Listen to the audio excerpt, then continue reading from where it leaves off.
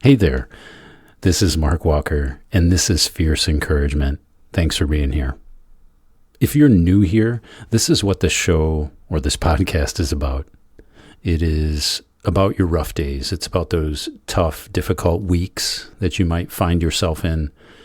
And this show is really constructed around addressing and making evident that crappy inner voice that might be with us, the one that won't shut up, and the one that can oftentimes be really vicious to ourselves. So I'm a coach, I'm a longtime meditator, I'm a dad, I'm a middle-aged man who has been standing in the fire, and I want to use this time to share tools, things that have helped me, things that help my clients, and most importantly, things that come into our lives at the right moment. Things like meditation and ancient wisdom, and even things that are coming from modern science, which is now catching up to what the ancient wisdom has known all along. So this is an invitation, truly. It is an invitation to connect, to listen, to learn, and possibly, maybe, just shift something in how you talk to yourself. And that's it. That's fierce encouragement. So today I wanted to talk about homeostasis. And I'm not sure if you've run into that word, but if you haven't, kind of think about it like this. It's a thermostat. Your house has a thermostat, and you set it at a certain temperature. So if it gets too cool and it goes below a certain level, the furnace kicks on and puts some warm air into your house so the temperature comes back up to that setting. And the same if it's too hot. If the weather gets too hot and you have an air conditioner, that thermostat will kick on the air conditioner and let it know that the temperature has risen, and let's bring it back down to that agreed upon temperature, like 68 degrees Fahrenheit. But the system does this kind of automatically every time. And you know what? Our mind and our energy kind of do the same thing. And what do I mean by that? Well, I'll give an example and kind of be open with my own struggles here. I'll block out 90 minutes to sit down and do my writing, to do my creative stuff and the podcast. Or maybe I'll block out some time to do some planning and organizing. I'll sit down with my calendar and block out that time and put a reminder on and color code it and all those fun things. I'll make that time to sit down and finally do the thing. And then lately, with my Friday check-in with my weekly habits and business and growth, I've noticed I'm not showing up on well over half of them.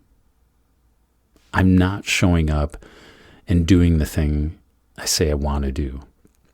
And then, of course, that erodes my confidence. I don't trust myself, and I find myself just kind of spinning out, maybe doing some low-level work that really isn't impacting my business, and being dishonest with myself in a sense, thinking that I am doing high-level work, but truly, I'm avoiding the hard things that I've set up, that I planned, that I want to get done.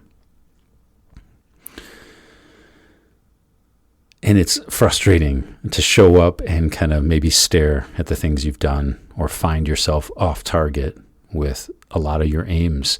And I think there's a couple things that are important here. Is number one, it's really good to get clear on what you want from each session or each block of time that you've set up. And I had a good coach share this with me this past week. When you set something up on your calendar, have the event written down, but also write down the outcome or the result or the deliverable for that session. This is hard work because we have to get specific about what we want to achieve. What do we want to leave that time with? And how can we just go, push, and kind of get through? And even if it feels off and ugly and off balance, how can we still show up and do that thing? Trusting that system of protecting our time and then building up that confidence that comes from doing what we say we want to do. instead of just showing up and staring at the calendar or doing low quality or low level work. Even more importantly, when we miss those sessions, when we're not doing what we say we want to do with our time or with our planning, when we do plan, we can turn in on ourselves and kind of start abusing ourselves. And again, speaking from personal experience, it's really hard. When we don't do the thing that we want to do, it's really easy for that self-defeating, that critical nature, or that mind that is trained really well about beating ourselves up. We might call ourselves lazy and inept and incapable, and then we'll go back in our memory banks and find other instances that prove that out. Gosh, you are lazy, Mark. You are not doing the things you say you want to do, and well, let's just go numb out. Let's just do something else. Let's do something that feels better. Let's go back to that 68 degrees, that homeostasis, because it's really uncomfortable to get out of that. I think there's a really important distinction here, and I'm wondering if you've noticed it too as you listen along. We default to critical self-talk. We're really good at a sour narrative or sour voice around who we are and what we're doing and how we're not showing up. But what if we could let go of the self-critical nature and stop taking it personally and stop defeating ourselves with our own inner energy or inner narrative or inner voice? It isn't laziness. It isn't. You're not inept. You're not incapable if you aren't showing up on those things that you want to. It's homeostasis. It's returning to that temperature you have set in your mind or with that project you're talking about. I think it's important to remember that, and another kind of distinguishing point within that is small degrees of change are so much better than trying to make big leaps. We've been programmed to see the big leaps, whether it's on social media or somebody else who's written a book or teachers. We see these huge leaps from where we're at to what this person is doing. And it seems impossible, or it feels like we should be able to make a big leap towards being that person.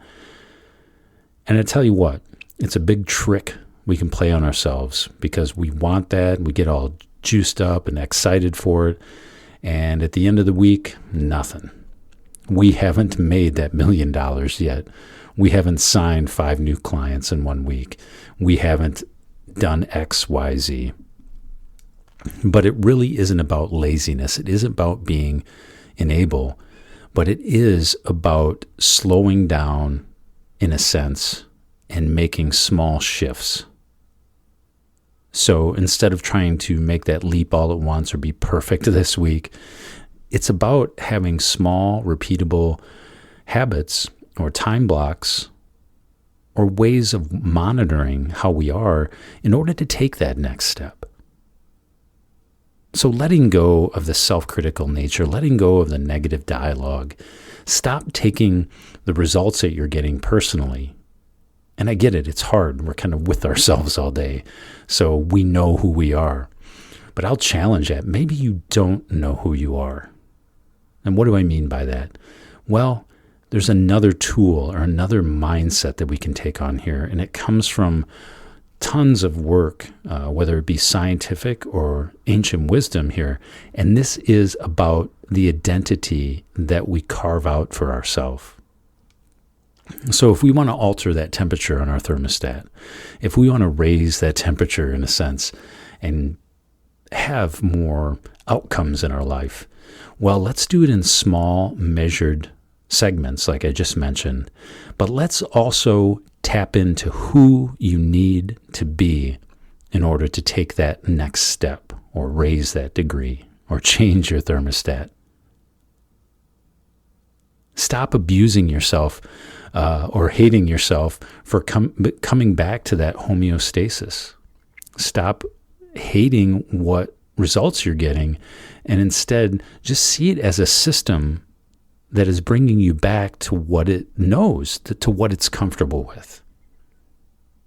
And even more importantly, slow down and take time to envision, to paint the picture of who you are when you show up for that workout, who you are when you take time to sit down and do that block of writing, who you are in all the things that you want to be.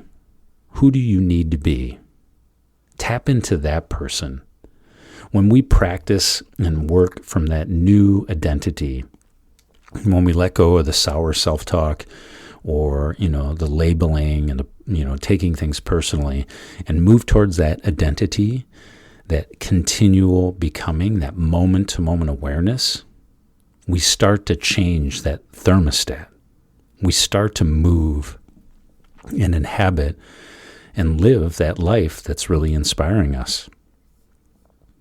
How could you use this idea of a thermostat in your day today, in your week? Where are you maybe wanting to make that big leap and instead could connect with one small change, one small click of the thermostat up to the temperature that you really want? And most importantly, how can you just stop the self-criticism, or catch it at least, and come back to an energy, a vibration, a spirit, if you will, of the person who you are when you do that habit? Tap into them before you take action on the habit. Tap into them when you're struggling. And just remember that fierce encouragement isn't always about powering through, but being present, being aware in who you are, what you are in the moment, and letting go of the criticalness, and just taking that one step with that identity intact. We can use homeostasis as an idea, as a system to improve, but do it in small moments and really connect with that identity, who you are at your best. It's worth taking that time, sitting down and listening and slowing down and connecting with those deeper parts of you, who you want to be in the next few years or the next few minutes. I hope this helped. This is an idea that's really helped me, and it's something that I'm tapping into with my clients and my own practices, especially around carving out that identity, carving out and remembering and touching in on who that person is, especially when you're struggling. I hope this landed. Thank you for spending some time with me today, listening, and I really appreciate it. Put these things into practice. Let me know how you're going to practice them or how they're impacting your life. This stuff works if you work with it, if you take it to the journal, if you take time to think about it and pray and meditate with it. There's a lot of crap out there, a lot of sour attitudes, and it's easy to be pulled into that, to think less of ourselves. But if something you heard here today landed with you and hit and really feels true for you, well, please sit with it. Again, practice it. And honestly, if you are ready to go deeper, I have a couple spots open this month for a free strategy session with me. Just you and me, one-on-one, no pitching, no sales, truly an honest conversation about what's in the way for you. The link is in the show notes. It'd be great to connect with you. Grab one if it's calling out to you. But until next time, this is Mark Walker. Thank you for being here. Remember, you're worth it. Fiercely encourage yourself. And remember, you can change that homeostasis, that temperature, that thermometer in your own being. And I hope this helped you. Okay, have a great day. Have a great evening wherever you're at. And we will catch up with you next time. Bye-bye.